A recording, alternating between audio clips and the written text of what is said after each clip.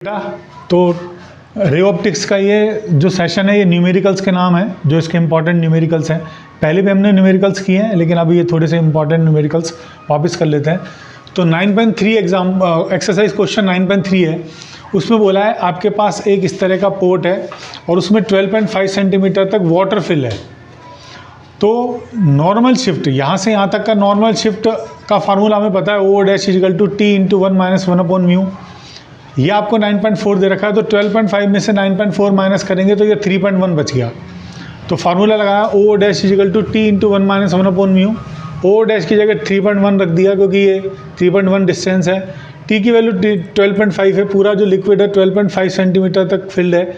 Bracket 1 minus 1/μ, तो यहाँ से 1 माइनस 1/μ इसका डिवाइड किया 3.1/12.5, बस म्यू निकालना है। तो 1 को तो इधर ही रखा, इस टर्म को उधर ले गया, 1 माइनस 1/μ को इधर ले आया, तो 1/μ की वैल्यू इतनी आ गई। और फिर म्यू के लिए इसको रेसिप्रोकल कर दिया, तो 12.5/9.4 जो है इसका रिफ्रैक्टिव इंडेक्स आया है। ये हमारा फर्स्ट पार्ट है 9.3 एग्जाम्पल एक्सरसाइज क्वेश्चन। इसी एक्सरसाइज क्वेश्चन 9.3 का सेकंड पार्ट है कि अगर आप वाटर की बजाय एक ऐसा लिक्विड चूज़ कर रहे हैं जिसका रिफ्रैक्टिव इंडेक्स 1.63 है, उसको अगर फिल कर देंगे तो हमें ये हाइट पूछिए जो 9.4 वाटर के लिए दे रखी है। ऐसे मीडियम जिसका रिफ्रैक्टिव इंडेक्स 1.63 है वो कितनी होगी। तो पहले आप ओ डैश का फार्मूला वापस लगा लीजिए। टी तो वही है 12.5, ओ डैश हमें फाइंड करना है, 1 माइनस 1/μ की जगह 1.63 रख दीजिए, बस एक अननोन क्वांटिटी ओ डैश को फाइंड हो जाएगा। ये सेकंड पार्ट है इसका।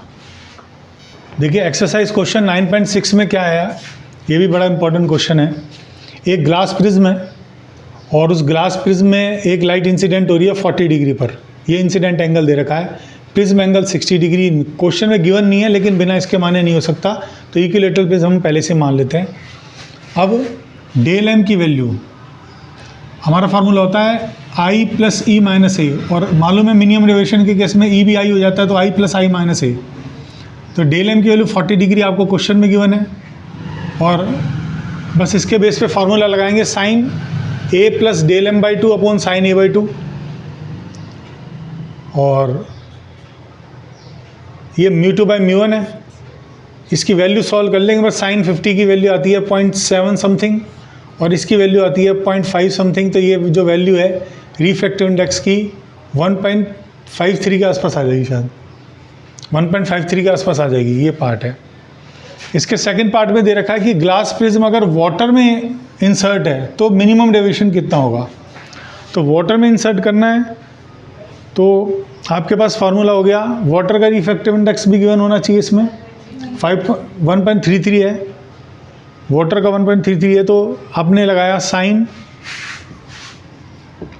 Del M plus A by 2 by sine A by 2 equal to μ2 बाई μ1।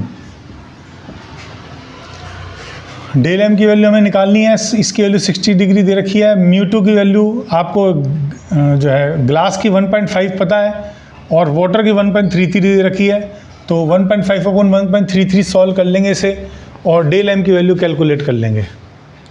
तो ये सीधे न्यूमेरिकल फार्मूले पे बेस्ड है, तो फार्मूला में याद होना चाहिए। देखिए बेटा 9.5 क्वेश्चन बहुत इंपॉर्टेंट है, ये भी बोर्ड पॉइंट ऑफ व्यू से, तो इसको एक बार देख लेते हैं। इसमें दिखाया एक पॉट है और उसकी जो उसमें वाटर फिल है और उस वाटर का रिफ्रैक्टिव इंडेक्स 1.33 हमें क्वेश्चन में गिवन है, और ये जो वाटर की हाइट है ये 80 सेंटीमीटर है। तो बोल रहा है कितने एरिया से ये लाइट गुजर जाएगी, बल्ब की जो लाइट है कितने एरिया से गुजरेगी। तो अगर बल्ब्स को हमने यहाँ पर ग्लो किया तो बल्ब से रोशनी सीधी गई और बल्ब से रोशनी यहाँ पे भी इंसिडेंट हुई। ये पॉइंट ऑफ इंसिडेंट है, यहाँ पे नॉर्मल बना दिया, ये क्रिटिकल एंगल हो गया, क्योंकि क्रिटिकल एंगल तक तो ये जो लाइट है बाहर जाएगी। क्रिटिकल एंगल के बाद इंटरमीडिएट सरफेस के पैरेलल चलने लग जाएगी, तो उस एरिया से बाहर नहीं जाएगी। तो ये आर रेडियस का एरिया हमने मान लिया, ये इतने एरिया से लाइट बाहर जा रही है। तो हमें इन्फॉर्मेशन क्या क्या दे रखी है, हमें साइन आई सी होता है 1/μ, क्योंकि क्रिटिकल एंगल के केस में साइन इनवर्स 1/μ जो होता है वो आई सी के इक्वल होता है। यहाँ से साइन थीटा हमारा 1/μ, म्यू की वैल्यू 1.33 है, ये आपने लिख दिया। आपने एक ट्राइंगल बनाया क्योंकि साइन थीटा होता है परपेंडिकुलर बाय हाइपोटेनस, तो परपेंडिकुलर 1 है, हाइपोटेनस 4/3 है, और इससे बेस निकाल लेंगे। तो बेस आ जाएगा यहाँ पर 4/3 का स्क्वायर माइनस 1। इसको मतलब पाइथागोरस लगा दिया, ये आ गया हमारा। अब जो एरिया है इसके लिए हमारा tan IC कितना होता है, क्योंकि हमारे को हाइट पता है और रेडियस पता है, मतलब रेडियस निकालनी है, हाइट पता है, तो tan IC हो जाएगा R/h। तो tan IC की जगह R/h रख दिया, R/h, h की वैल्यू 80 सेंटीमीटर क्वेश्चन में गिवन है, तो R निकल के आएगा। tan IC कितना होगा, tan IC होगा परपेंडिकुलर बाय बेस, तो ये हो गया tan IC हमारा √16/9 - 1, ये √7/3 आ गया। ये हमारी वैल्यू आई है किसकी, √7/3, 1/10, ये R/h की वैल्यू हमारी आई है, R का मतलब रेडियस और h की वैल्यू, h हाइट है हमारी, तो हाइट की वैल्यू जो है वो हमारे क्वेश्चन में गिवन है 80 सेंटीमीटर। तो देखिए tan IC की वैल्यू R/h है, R हमें चाहिए क्योंकि जो एरिया होगा वो πr² के इक्वल होगा, तो R की वैल्यू यहाँ से आ जाएगी h tan IC, और h की वैल्यू 80 सेंटीमीटर क्वेश्चन में गिवन है, और tan IC की वैल्यू हमारी हो जाएगी 1/√7/3।